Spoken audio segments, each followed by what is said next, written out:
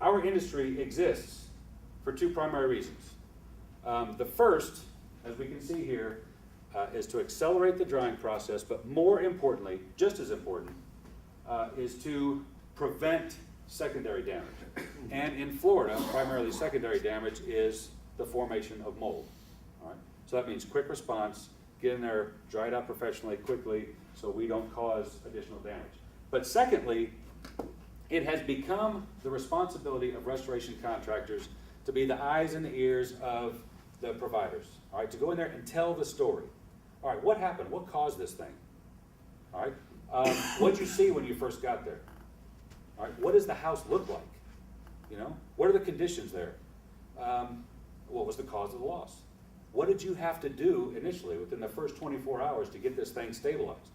All right, and oh, by the way, give me some psychometric readings so we can see.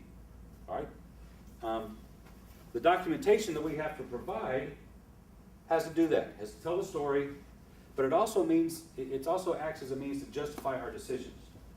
We are governed, somewhat governed, by the IICRC, and it's an S500 document that covers, that really provides general guidance for our industry, for drying and structure.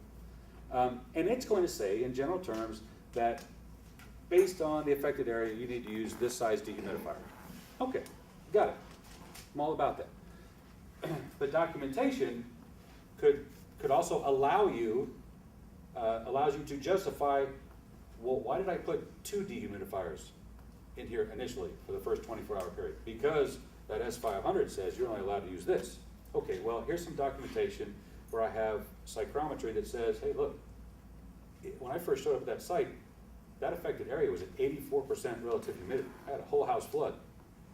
I had to get a handle on this very, very quickly. So for the first 24 hours, I went big time heavy on dehumidification. Okay, got it. Just tell the story. Add justification. I'm going to tell a very, very quick story before I wrap it up. I was at, and this blows my mind to hear, but I was at a contractor, or at a customer's house recently, and I met with an adjuster, and while we were there, there was also a general contractor on site. And I'd never met this general contractor before, but he came up to me and he was like, dude, give me your card. I have your card, because I tell you, I just came from a 1,700 square foot home. And in that home, the water mitigation company, I won't say any names, they got cool lime green trucks, and on TV they rappel into the site. But on that site, at that house, a 1,700 square foot house, they had 7 dehumidifiers, and he said he lost count of the number of air movers. And they were billing upwards of $1,900 per day for equipment. And I look at that and I think, man, these people, you know, it's that kind of unethical behavior for contractors that give this industry a bad name. All right. You know, why, if your house floods, why bring in, you know, why can't you just bust out a shop vac and some towels and mop that stuff up?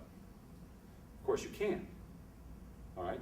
But there are damages to materials and subsequent damages caused by mold that, that folks don't realize until after they try to do it themselves. They didn't bring in someone professional. So there's a reason the industry exists, and there's a reason that we document to justify our decisions and to limit liability.